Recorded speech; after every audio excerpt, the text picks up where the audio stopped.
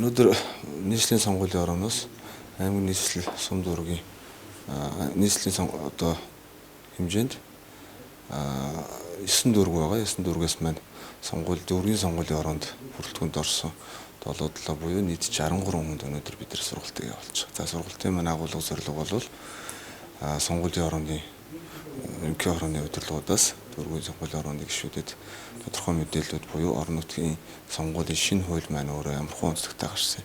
Энэ хуулиар зохицуулсан асуудлууд дээр бидэнд гарч болох бэрхшээл болон өнөөдөр учирч байгаа хийгдэж байгаа үйл ажиллагаануудаа тулгамдж байгаа асуудлуудаа ярилцсан. Ийм одоо сургалт уулзалт болж байна.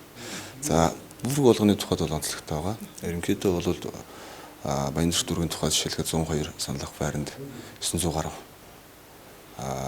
тэр албаагч. За Сонгон айрхан дүүргийн тухайд бас 120 гаруй саналах байрны одоо 1100 орчим гэдэг юм уу тийм тодорхой тооны тэр албаагч нар ажиллаж байгаа.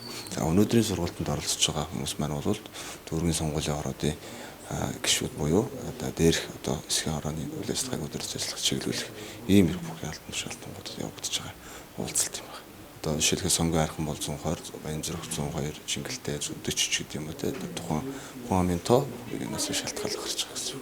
Өөрөөр тогтоолоор бол тоглон зарлаж ээж сургуулийн санал авах өдрийг 10 сарын 10-нд хэрэглэх хэсэг асуудлаар бол улсын хурал шийдвэр гаргадаг байж байгаа. Тэгэхээр энэ удаад мэдээж хуулиар нарийвчсан тогтоосон цаг хугацаанд явагддаг юм онцлогтой байж байгаа. Тэгэхээр цаг хугацааны холбоотойгоор бас сонгуулийн ерөнхий хорооноос сонгууль зохион байгуулалтын ажилтнуудын нэг нь бол мэдээж нэр дэвшигчид тавигдах шаардлагыг бол бас онцлогтой байж байгаа. За тусгай шаардлагын тухайд бол энэ дээр нэмэгдсэн нэг зүйл нь бол авилга.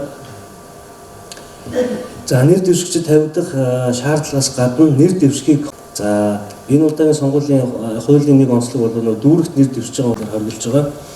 За мөн дээрэс нь гэмт хэрэг үлдэж шүүхийн хүчин төгөлдөр шийдэх тогтоолоор яг одоо ял эдэлж байгаа. Үндсэн зарчмын байгууллагаас орчин шилжиж хөдөлгөөн багтсан байж байгаа. За энэтэй холбоотойгоор бол сонгуулийн 9 сургалт байгаа.